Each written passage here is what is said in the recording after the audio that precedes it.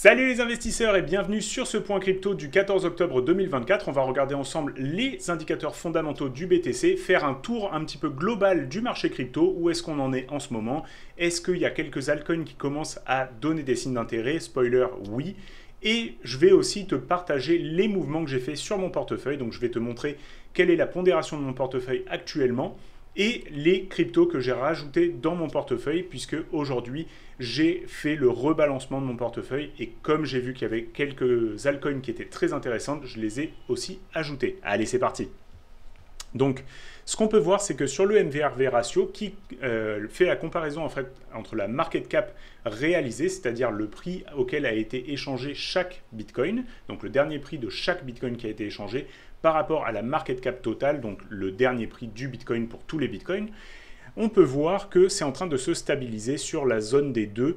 Et donc, ça, ce que ça veut dire, c'est que pour l'instant, en fait, malgré le fait que le prix est pas mal stagné, eh ben, ce ratio, il a diminué, ce qui veut dire qu'on est en train, en fait, de se rapprocher de la market cap réalisée. C'est-à-dire que les gens ont racheté du Bitcoin de plus en plus haut. Voilà, ce qu'il faut en comprendre, en fait, c'est que même les holders de long terme ont continué d'accumuler des positions sur ces zones de prix. Donc ça, c'est un signe plutôt en faveur d'une continuation haussière du Bitcoin.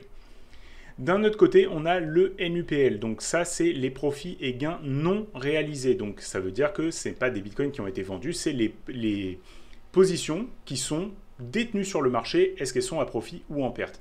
Donc quand c'est bleu ici, en fait, c'est qu'on est en perte. Et puis vert, c'est des légers profits, etc., etc. Et là, on est dans la zone orange, jaune. On oscille entre jaune et orange. Et donc ça, ce que ça nous indique, c'est qu'il y a des très très forts profits non réalisés. Et ce qui est bizarre, c'est qu'on n'a pas vu ce ratio en fait diminuer, ce qui veut dire que les personnes restent assises sur des profits qui sont plutôt élevés. Comme je l'ai déjà indiqué dans toutes mes autres vidéos, en fait, je considère qu'il faut regarder ces deux indicateurs ensemble. Donc, quand on a un NUPL qui est très élevé au-dessus de 0.5, 0.6 et qu'on a en même temps un MVRV ratio qui est au-dessus de 3.6, là, ça peut être quand même assez judicieux de commencer à ressortir un petit peu de ces positions. Pour l'instant, on n'a pas les deux qui vont de concert. Donc, pour moi, on est toujours sur des bons niveaux pour continuer à accumuler des positions ou tenir du moins les positions qui ont déjà été accumulées. Moi, personnellement, je n'ai pas acheté plus de crypto-monnaies. J'ai juste fait une rotation dans mon portefeuille. Pour ce qui est du SOPR, donc lui, ce qui nous indique, c'est si les bitcoins sont dépensés à profit ou à perte. Et là, ce qu'on peut voir, en fait, c'est qu'on a eu un pic, en fait, très récemment, le 7 octobre, où il y a eu des très, très fortes prises de profit. Donc ça, c'est plutôt des, on va dire, des transactions de court terme. Hein. Donc, s'il y a une prise de profit ici, ça peut être n'importe qui prend profit. Ça peut être quelqu'un, ça peut être un groupe de personnes qui a acheté à 60 000, qui revend à 65 000. Si c'est assez massif en nombre de bitcoins, c'est comme ça que ça va être comptabilisé. Donc là, ce qu'on peut voir, c'est qu'il y a eu un pic et direct derrière, on est reparti en dessous de la zone des 1, donc des bitcoins qui ont été dépensés à perte et on est reparti tout de suite en profit. Donc ce qui veut dire que là, pour l'instant, en fait, il y a eu des oscillations qui ont fait vraiment peur à beaucoup de personnes. Il y a eu des personnes qui étaient plutôt court-termistes, qui ont pris des profits dès qu'on a atteint les 66 000 $. Et là, maintenant, on est toujours dans ce genre de statu quo, alors que pourtant, on a un prix qui commence à donner des signes haussiers assez intéressants. Pour ce qui est maintenant des holders de court terme, ce qu'on peut voir, c'est qu'en fait, on est quasiment à leur prix moyen d'achat. Donc là, le prix, il est à 62 830. Donc ça, c'était à la dernière lecture. Évidemment, aujourd'hui, on est plutôt aux alentours des 66 000. Et on voit que le prix moyen des holders de court terme est au niveau des 62 400. Et donc là, c'est plutôt bon signe parce que ça veut dire que de 62 400 à maintenant 66 000, et ben ces holders de court terme, ils sont maintenant en profit et donc soit ils vont prendre des profits, donc ça c'est une des premières choses qui peut arriver, mais aussi ils peuvent avoir maintenant envie de tenir leur position puisqu'ils ne sont pas du tout en stress. Et ce qu'on peut voir, c'est qu'en fait cet indicateur, généralement, quand les holders de court terme ne sont pas à profit, eh ben, on a une petite stagnation. Mais par la suite, quand le prix commence à monter, eh bien en fait, les holders de court terme, ils vont tenir leur position et ça nous donne un indicateur en fait, de rebond parce que justement, ces personnes-là vont essayer de racheter leur position quand ils arrivent à break-even. Donc ça, c'est plutôt intéressant en fait de voir qu'on commence à dépasser cet indicateur et qu'on est peut-être reparti pour une jambe haussière. Donc on va regarder maintenant ce qui se passe pour les holders de long terme. Les holders de long terme, eux, ce qu'on peut voir, c'est qu'ils sont toujours très très loin de leur prix moyen d'achat. Donc prix moyen d'achat aux alentours des 25 000, on est maintenant aux 66 000. Donc eux, ils sont assis en fait sur des positions très à profit. Et ils ne vont pas être inquiétés. Donc sur le long terme, c'est une très bonne zone d'achat en fait quand on arrive vers cette moyenne des holders de long terme pour commencer à accumuler du Bitcoin quand on est justement en bas de cycle. Là, pour l'instant, ce qu'on peut voir, c'est que par contre, ils ne sont pas en train de massivement prendre profit et qu'ils continuent à tenir leur position sur des niveaux qui sont assez élevés. Et donc ça, c'est plutôt intéressant. Et en fait, cette petite montée ici, ça nous prouve même qu'ils ont continué d'accumuler des positions pendant ce range. Et donc ça, c'est un autre indicateur qui va en faveur d'une hausse du Bitcoin. Maintenant, si on regarde le niveau d'intérêt social, ce qu'on peut voir, c'est que les volumes de tweets, ils sont vraiment dégueulasses. Il n'y a personne qui parle du Bitcoin ou de l'Ether, et l'Ether d'ailleurs, c'est encore bien pire que le Bitcoin. Donc ça, c'est une des premières choses à regarder. D'un autre côté, les vidéos YouTube des influenceurs, elles ne font vraiment pas beaucoup de vues. On peut regarder aussi le nombre de nouveaux subscribers sur les channels des influenceurs. Là, on peut voir qu'il y a eu un petit regain d'intérêt pendant juin-juillet. Mais finalement, c'est pas si fort que ça en ce moment, surtout quand on compare à la période 2021-2022. Là, on était sur des autres niveaux. Donc pour l'instant, on pourrait dire assez de désintérêt au niveau des crypto-monnaies de la part de la société en général. Moi, j'entends presque aucun collègue me parler de crypto. C'est pas du tout dans les conversations du moment. C'est plutôt d'ailleurs sur la bourse. Beaucoup de personnes veulent investir en bourse, mais j'entends pas beaucoup parler au niveau des cryptos. Donc ça, c'est plutôt cool à ce niveau-là. Ça nous donne encore la possibilité d'avoir des nouveaux arrivants qui vont venir pour justement acheter des positions si le prix fait une bonne publicité, parce que la façon dont ça se passe, c'est très simple. C'est que si on a un Bitcoin qui casse ses ATH, ça va faire des gros titres dans les journaux. Les gros titres vont attirer plus de personnes qui vont elles aussi acheter des Bitcoins et ça va comme ça créer une pression haussière. Et encore mieux si on a de l'autre côté sur les contrats perpétuels des personnes qui sont en train de shorter les niveaux de résistance et qui peuvent justement devoir racheter leur position si le prix va contre eux et donc fueler comme ça une montée qui serait très organique. Donc ça peut être vraiment assez bénéfique. Maintenant, si on regarde au niveau des recherches Internet, on peut voir que c'est assez en baisse en fait sur la plupart des blockchains pour des blockchains puis des mots-clés, hein, Coinbase, etc., les NFT, sur Google. Si on regarde un petit peu plus en détail sur le Bitcoin, c'est relativement en baisse en ce moment. Ethereum, c'est pareil. Coinbase, c'est pareil. Uniswap, c'est pareil.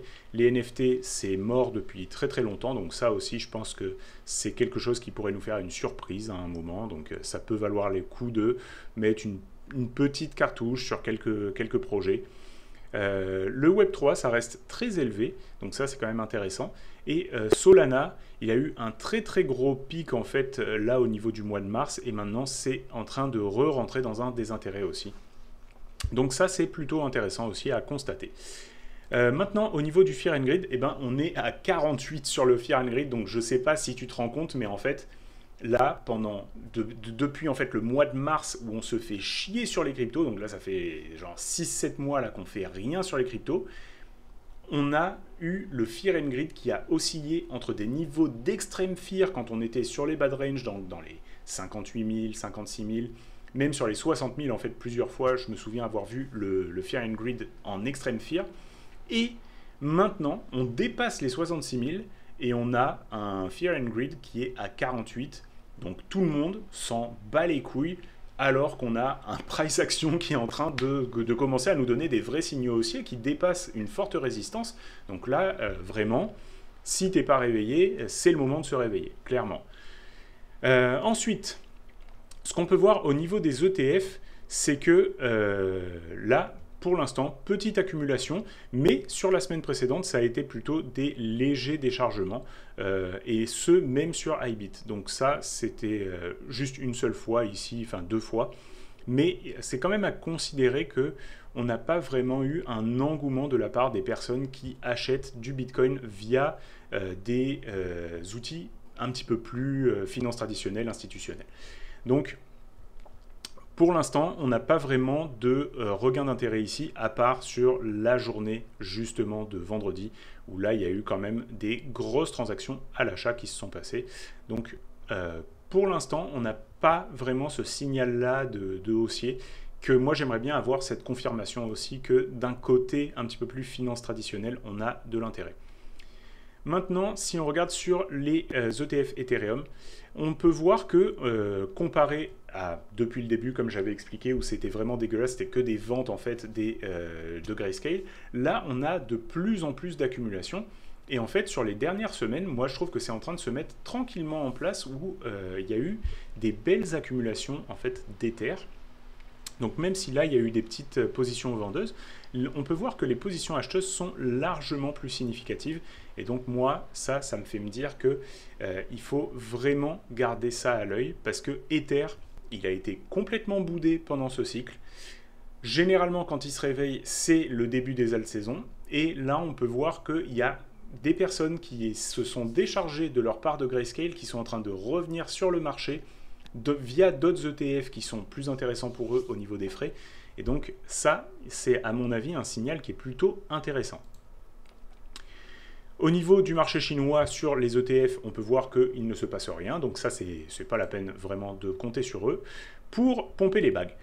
Pour ce qui est des liquidations, on peut voir que sur la journée, les niveaux ils sont très très clairs. En fait, on a la bonne nouvelle en fait que j'ai envie d'annoncer ici, c'est que à chaque fois qu'on atteint des niveaux clés, donc là par exemple on est allé chercher les 66 000, et qu'est-ce qui se passe? On a énormément de positions short qui arrivent et qui se mettent en danger ici avec des liquidations juste au-dessus du niveau de résistance. Donc là clairement c'est le scénario le plus avantageux pour nous parce que ça veut dire que eux, s'ils arrivent à être en danger, ils vont devoir couvrir leur position et ça va faire des achats de Bitcoin obligatoires qui peuvent faire monter le prix. Et donc ça peut faire monter le prix en escalier en fait avec à chaque fois qu'on arrive à une nouvelle résistance, et ben on a encore une fois des shorts qui viennent fueler la montée. Donc ça c'est vraiment génial si ça se passe comme ça. Maintenant, au niveau de la semaine, par contre, ce qu'on peut constater, c'est que même s'il y a des nouveaux petits shorts qui viennent de s'engouffrer, comme on a vu pour la journée, attention, les gros niveaux de shorts qu'il y avait, qui étaient au niveau des 64 000, eux, ils ont été complètement pétés. Donc là, on est vraiment allé chercher toutes les liquidations au nord, et il y en a un petit peu qui s'accumulent au sud, même si, on peut le voir, ce qu'il y a au niveau des 61 000, c'est seulement 57 millions. Donc ce n'est pas vraiment des énormes accumulations de liquidation plus au sud, donc il n'y a pas vraiment d'intérêt d'aller les chercher. Mais par contre, on peut voir qu'au nord, ce n'est pas beaucoup plus significatif non plus. Donc ça coûte juste moins cher en fait de pousser le prix dans la bonne direction. Donc à mon avis, c'est ce qui va se passer, mais attention, on est quand même au niveau des 66 000 sur une résistance majeure qui a fait rejet de nombreuses fois, et il va falloir qu'on constate vraiment une cassure de cette résistance pour pouvoir aller jusqu'aux 70 000 $. Si on regarde par contre maintenant sur le mois, et ce qu'on peut voir, c'est qu'en fait, la zone des 60 000 qui était une grosse zone de liquidation potentielle, elle a été touchée, mais les gens semblent avoir défendu leur position parce que dès que ça a touché, on peut voir que la limite de cette borne n'a pas été déclenchée et qu'on a en fait cette limite qui reste accumulée ici. Donc là, on a sûrement quelqu'un qui a vraiment un gros pouvoir d'achat et qui est capable de repousser le prix pour ne pas aller se faire chercher sa liquidation. Par contre, les liquidations qui sont au nord, là, on voit qu'on est en train d'attaquer le gros cluster qui est sur les 66-67 000 et que ces liquidations, elles se sont surtout mises ces derniers jours. Ça, c'est un beau signal en fait pour nous, avec plusieurs millions, en fait, des dizaines de millions à aller chercher sur ces niveaux. Même si c'est pas très significatif, quelques dizaines de millions, c'est pas extrêmement significatif pour un échange comme Binance. Pour ce qui est des Google Trends, on les a vus déjà précédemment. Je fais juste un petit récapitulatif ici, que ce soit sur crypto, sur Bitcoin ou sur Ethereum, il n'y a pas grand chose qui se passe. Donc voilà, pour l'instant, des intérêts de la population générale par rapport aux crypto-monnaies. Et maintenant, si on regarde un petit peu les graphiques, on va commencer par la dominance du Bitcoin. Tu peux voir que sur la dominance du Bitcoin, on est sur une stagnation. Si je le mets en daily, ça va être beaucoup plus clair. Donc là, pour l'instant, en fait, on est en train de stagner au niveau de la dominance du Bitcoin. Et ça, c'est plutôt bon signe en fait pour avoir des altcoins qui commencent à performer correctement. Donc on n'est pas du tout encore dans ce qu'on pourrait qualifier de alt saison, dans le sens où on n'a pas un Bitcoin qui est en hausse et une dominance qui est en baisse. pour l'instant, ce qu'on peut voir, c'est une dominance qui entre tranquillement en stagnation. Donc il y a 2 semaines, j'avais dit il y avait un premier signal en fait sur cette baisse qui nous montrait qu'il y avait peut-être un regain d'intérêt sur les altcoins. Maintenant, on a plutôt une stagnation. Donc la semaine dernière, j'étais pas si sûr avec justement cette hausse qui s'était mise en place.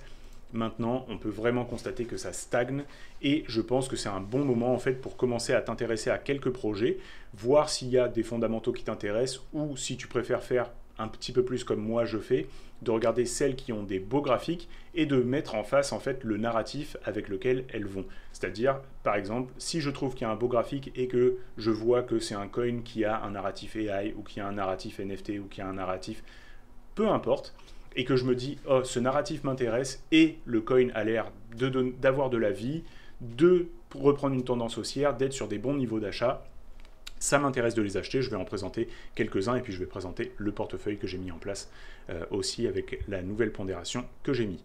Là, tu vas pouvoir voir aussi maintenant le graphique du Bitcoin. Donc le graphique du Bitcoin, ce qui est très intéressant, c'est qu'on avait vu dans les semaines précédentes qu'il fallait vraiment tenir en fait ce niveau.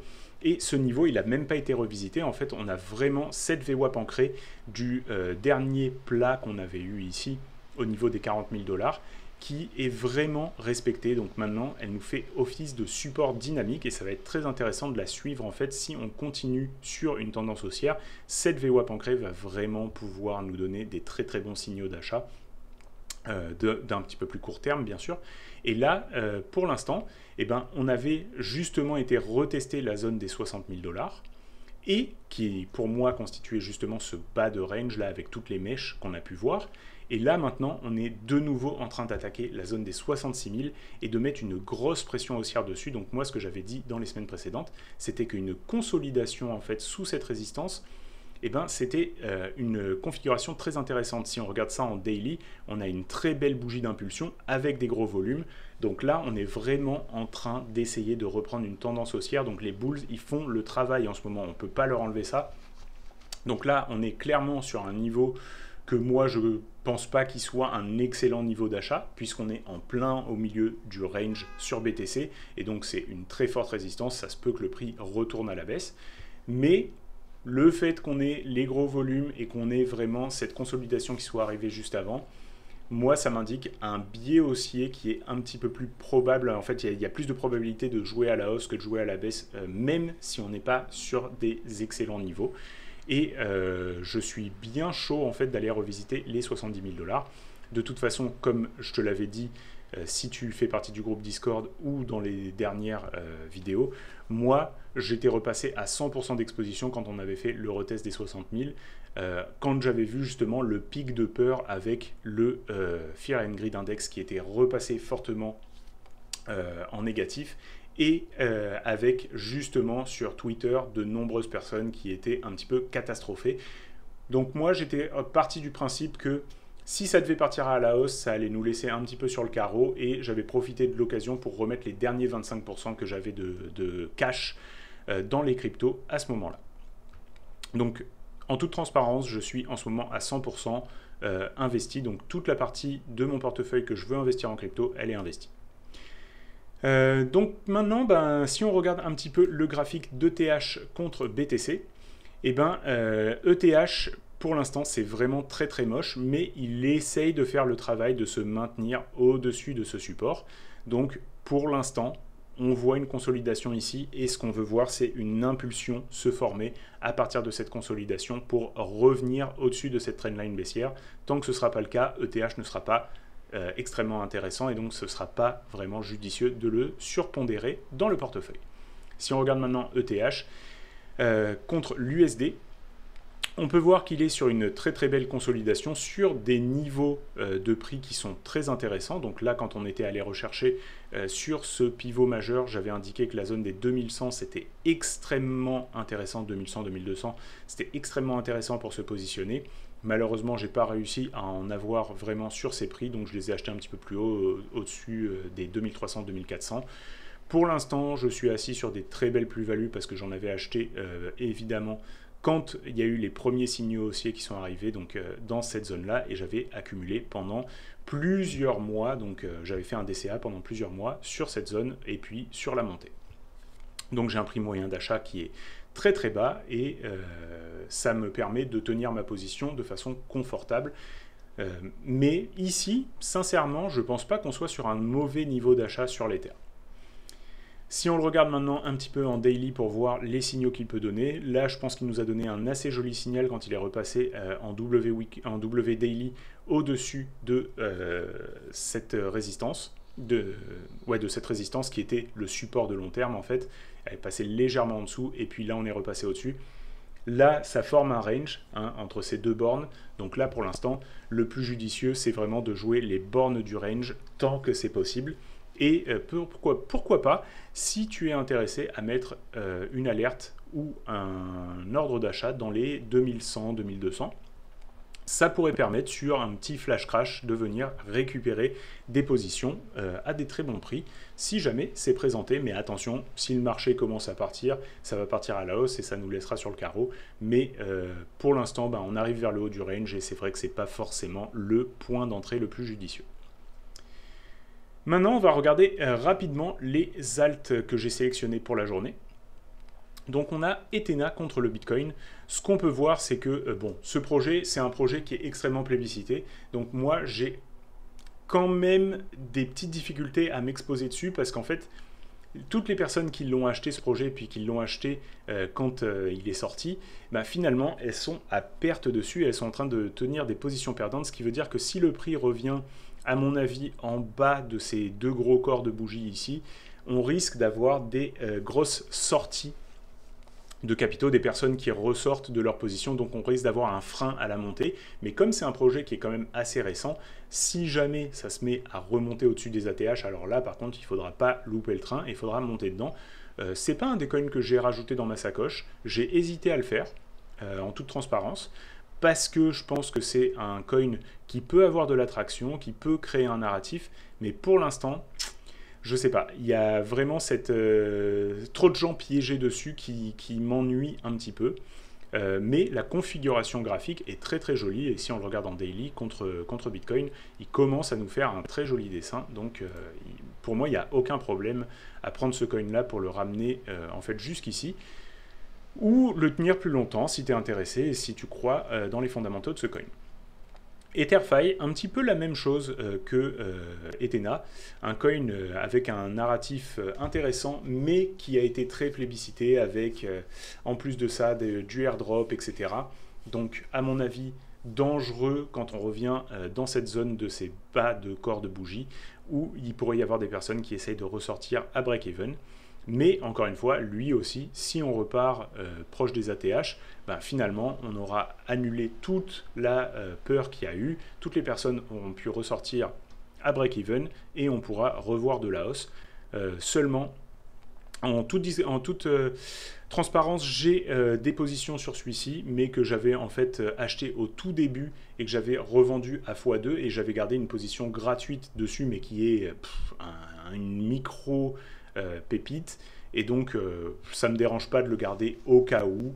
Si jamais ça se met à faire des gros multiplicateurs, ça fera un petit bonus, mais je ne compte pas extrêmement dessus. Et c'est pas un de mes favoris.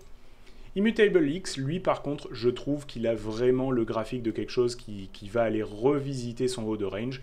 On a des belles plus-values à faire dessus. Encore une fois, c'est contre le Bitcoin. On pourrait faire un bon 80 à 100% contre le Bitcoin.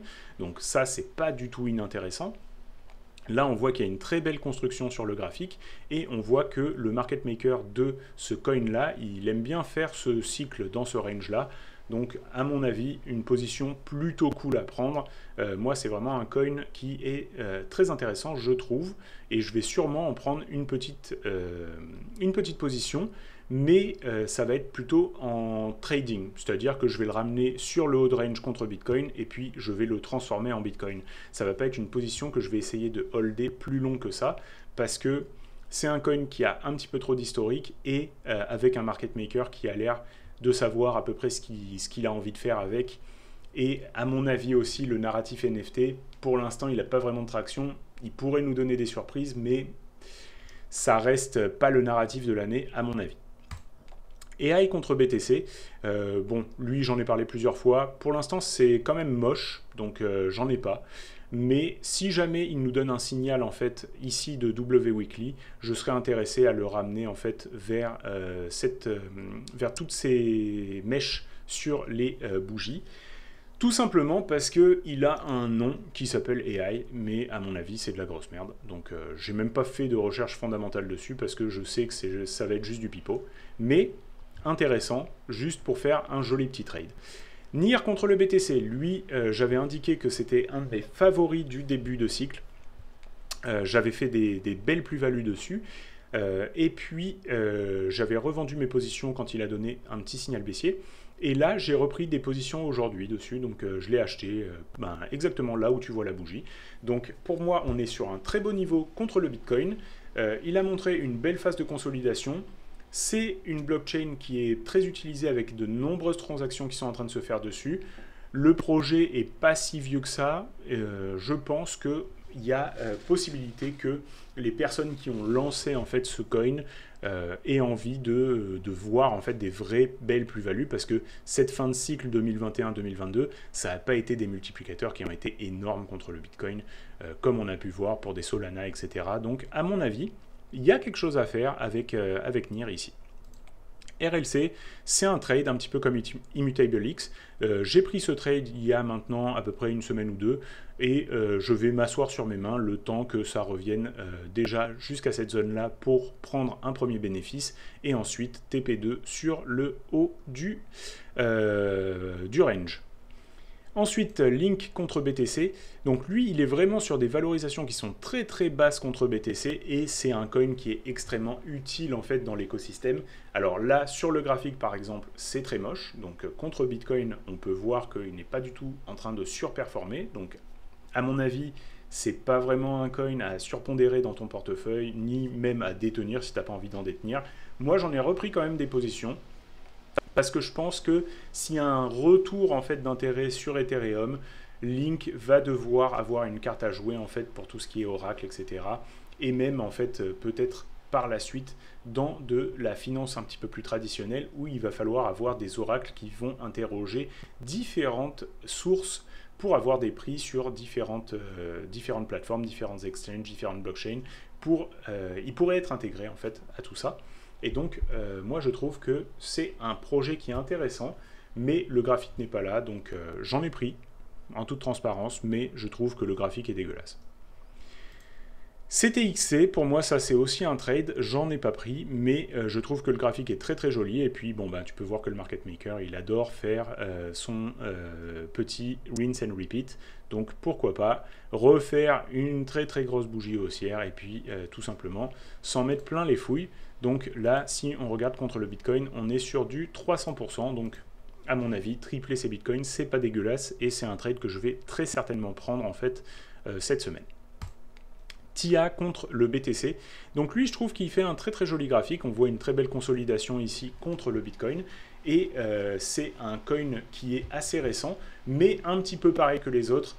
Ça a été un des gros coins du début d'année. Moi, j'en ai acheté en fait pendant cette montée. Je ne sais plus à quel prix, mais je sais que j'avais fait des petits bénéfices dessus. Et puis, j'avais revendu mes positions. Et puis, quand ça avait commencé à être dégueulasse ici, je pense que j'étais sorti au complet, peut-être après cette deuxième bougie de baisse. Et j'en ai pas racheté, j'ai rien voulu ressavoir de ça. Mais là, il est en train de reconsolider. Et il pourrait très bien revenir en fait sur ces niveaux-là. On peut voir qu'on a plusieurs bougies, une grosse mèche, ces deux grosses bougies. Donc à mon avis, la zone target numéro 1, elle se trouve entre ces deux bougies-là. Entre les deux extrêmes des bougies. Blur contre le BTC. Lui, c'est narratif NFT. Donc c'est une plateforme de NFT et on peut voir qu'il est en train de commencer à consolider. Donc la baisse qui était assez massive, maintenant elle s'est ralentie et on commence à avoir une latéralisation donc sur un malentendu de retour de narratif NFT, pourquoi pas. SEI contre le BTC, ça fait partie des coins que j'ai ajoutés à ma besace. Je trouve qu'il est vraiment joli, un très beau graphique. Il a réussi à repasser au-dessus de sa résistance et là il est en train de consolider tranquillement au-dessus de sa résistance. Donc pour moi ça c'est vraiment le genre de graphique que j'ai envie de voir. un coin qui n'a pas été autant plébiscité que ce qu'on a pu voir par exemple sur Ethena, sur TIA, etc. Et un très beau graphique. Donc pour moi, ça peut être, et en plus un coin assez récent. Donc pour moi, ça peut être le genre de truc qui peut partir en skyrocket et on s'en rend même pas compte et il fallait être dedans avant que ça se passe. Arkham contre le BTC, narratif AI, pareil, extrêmement beau. Il vient de passer par-dessus sa résistance, il tient. Donc pour moi, c'est très joli. J'ai pris ma position aujourd'hui, donc exactement sur les niveaux que tu es en train de voir là. Et je suis OK à rester assis sur mes mains et puis à voir cette position grandir. Et si ce n'est pas le cas, eh ben, j'irai pas pleurer. C'est une pondération que je suis tout à fait OK avec dans mon portefeuille. Donc encore une fois, tout ce que je te montre, ce n'est pas des conseils en investissement. On est là pour faire un tour du marché crypto, se donner des idées. Mais à la fin, c'est toi qui dois faire tes propres études et regarder ce qui t'intéresse à rajouter dans ton portefeuille. Et puis Aptos, lui aussi je l'ai rajouté, je te l'avais présenté déjà dans les semaines précédentes. Le graphique, il est vraiment allé rechercher le bas en fait de son lancement. Et là, on peut voir qu'il est en train de faire une construction où, à mon avis, là, il y a des personnes qui n'ont pas envie de voir le prix aller plus bas. Et c'est très joli ce qu'on est en train de voir. Peut-être un premier déchargement quand on revient en fait sur dans ce range-là, donc sur le haut de range.